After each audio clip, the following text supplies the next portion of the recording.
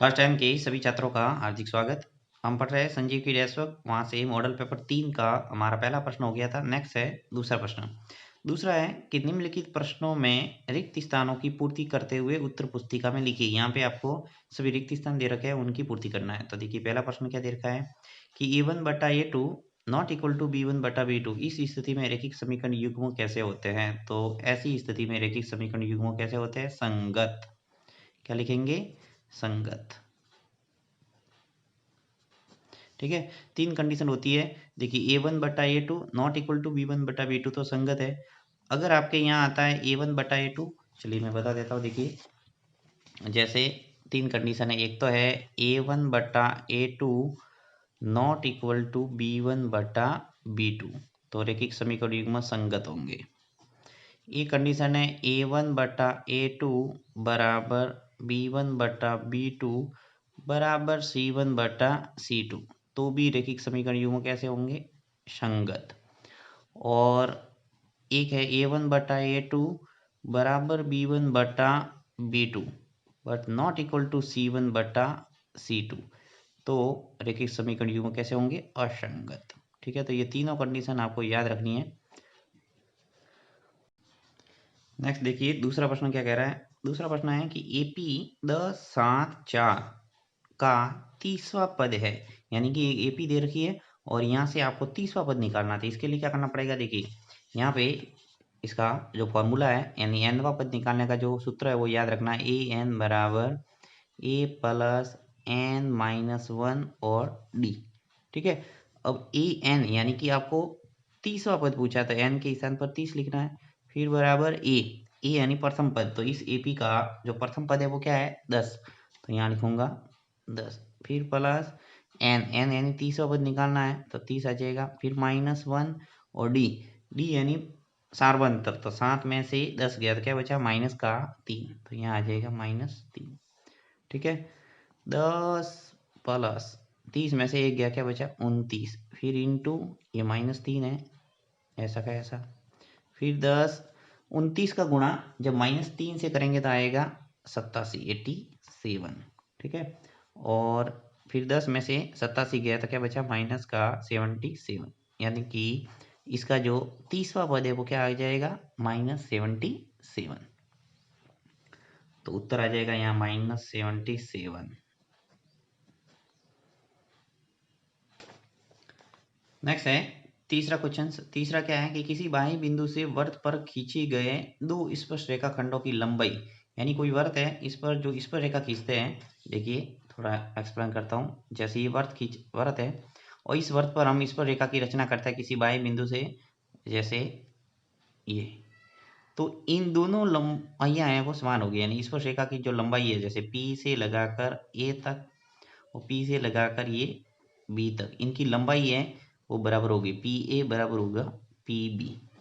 तो यहाँ पे लिखना है कि किसी बाह्य बिंदु से वृत्त पर खींचे गए दो स्पर्श रेखा खंडों की लंबाई समान होती है, समान।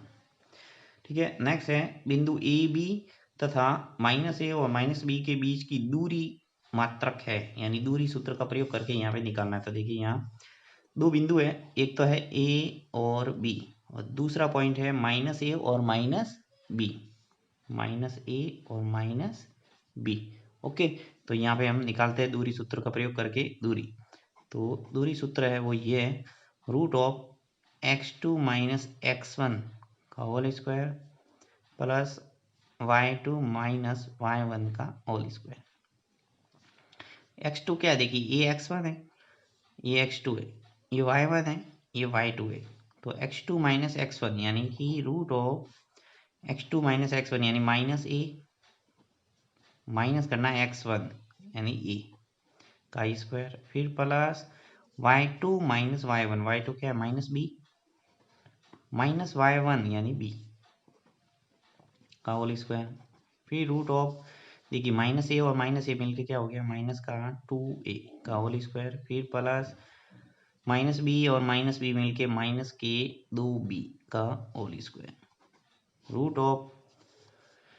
√2a का -2a का होल स्क्वायर है तो 4a square, minus minus plus हो जाएगा। इसी प्रकार यहाँ पर भी देखिए 4b स्क्वायर।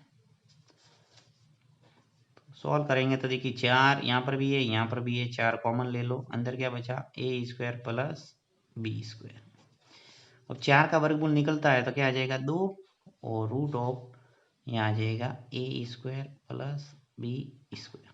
ठीक है, तो ये है इसका आंसर 2, यहाँ लिख लेंगे 2 root of a square plus b square. Next है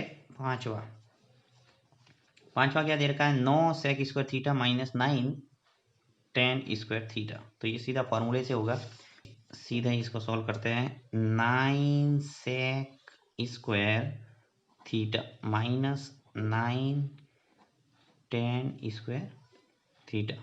यहाँ 9 है, यहाँ पर भी 9 है, 9 को कॉमन ले सकता हूँ यानी बाहर ले सकते हैं ब्रैकेट के। तो सेक स्क्वायर थीटा माइनस यहाँ पे क्या है टेन स्क्वायर थीटा। 9 इसके स्थान पर यानी sec square theta minus tan square theta, इसके स्थान पर मैं लिख सकता हूँ 1। तो 9 इंटू 1 क्या हो गया 9, यानी इसका जो आंसर है वो 9।